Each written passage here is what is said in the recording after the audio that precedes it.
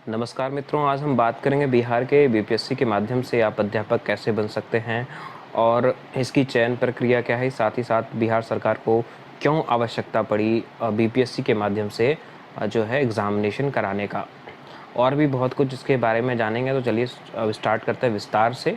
सबसे पहले हम बीपीएससी के बारे में बात करते हैं। जैसे ही भी हम बीपीएससी की बात को सुनते हैं तो हमारे हमारे दिमाग में एसडीएम, डीएसपी, वीडियो, सीओ इत्यादि की बातें हमारे दिमाग में घूमने लगती है। सामान्यतः बीपीएससी के द्वारा ही इस प्रकार के परीक्षाओं का आयोजन किया जाता है। बिहार पब्लिक सर्विस कमीशन इसका फुल फॉर्म होता था, जिसका हिंदी में अर्थ बिहार लोक सेवा आयोग होता है। अब परीक्षार्थियों का बीपीएससी नाम सुनकर जो है सर भारी हो रहा होगा कि ना जाने कैसा एग्जामिनेशन पैटर्न होगा, कितना हार्ड होगा, नहीं होगा। तो इस प्रकार से बहुत सारी बातें आपके दिमाग में चल रही होंगी। मैं आपको बता दूं कि ऐसा कुछ नहीं है, सबका एक सिलेबस है। हाँ, मैं ये कह सकता हूँ कि आपको थोड़ा सा जो है मतलब जो इसकी स्ट्रिक्टनेस है वो थोड़ी ज़्यादा है, और पाठ्यक्रम लगभग वही रहने वाला है। कुछ कुछ छोटी मोटी चीज़ें चेंजेस रहेगी, और जो परीक्षा होगी वो सामान्य तरीके से ही होगी जैसे आप पहले देते आ रहे थे।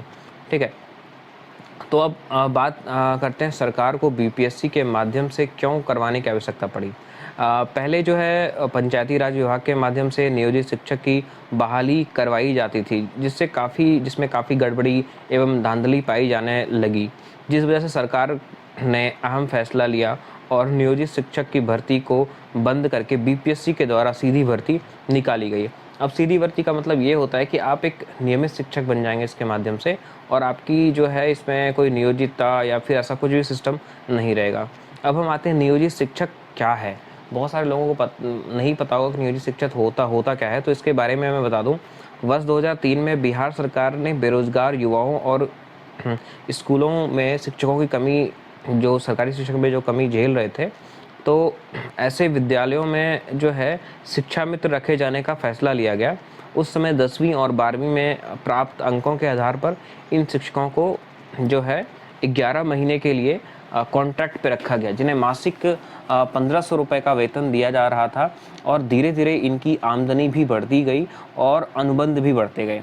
वर्ष 2006 में इन्हें ही नियोजित शिक्षक के रूप में मान्यता दी गई, और आगे के शिक्षक की पूर्ति के लिए पंचायती राज विभाग द्वारा को जो है परीक्षा करवाने की जिम्मेदारी दी गई।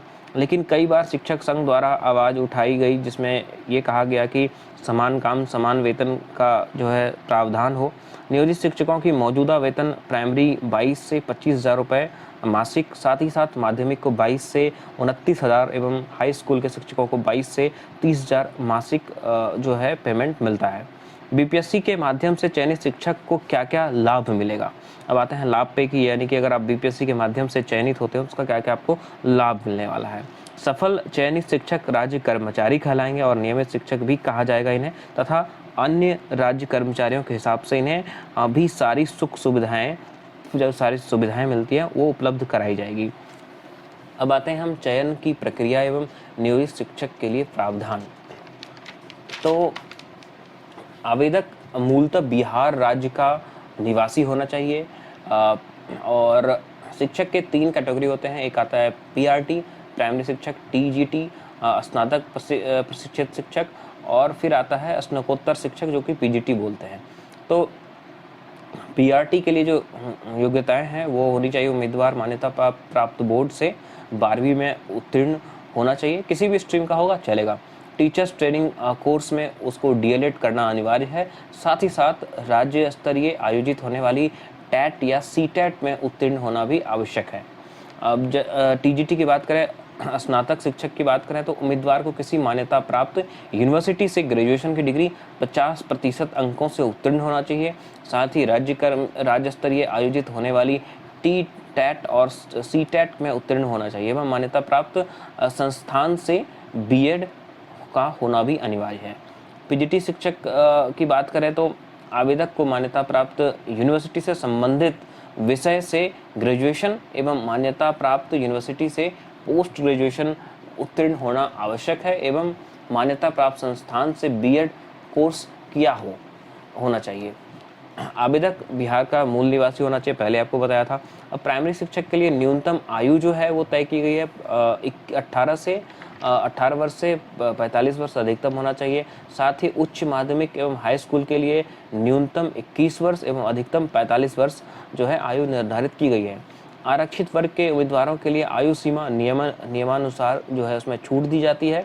एक आवेदक को 3 बार परीक्षा में अपेयर होने की जो है व्यवस्था की गई है। 3 से ज़्यादा आप जो है अब शिक्षक की परीक्षा बीपीएससी के थ्रू नहीं दे सकते हैं।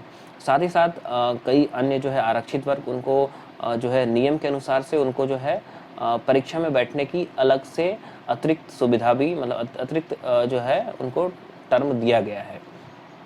नियोजित शिक्षक की बात करते हैं। उसमें हमने जाना अभी लिखा क्वेश्चन किया था कि नियोजित शिक्षक को इससे क्या बेनिफिट है।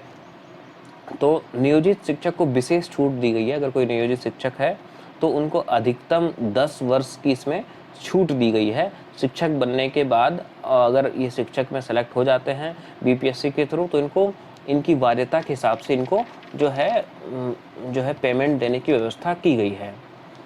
अब वेतन की बात करें तो जो इसमें वेतन है वो 2800 ग्रेड पे के साथ प्राइमरी को 30 से 35,000 प्रति माह दिया जाएगा। साथ ही उच्च प्राथमिक एवं हाई स्कूल के शिक्षकों को 40,000 से अधिक प्रति माह मिलेगा। और अभी हाल ही में जो है 1,73,000 के आसपास जो है शिक्षक की बहाली निकाली गई है बीपीएससी के थ्रू।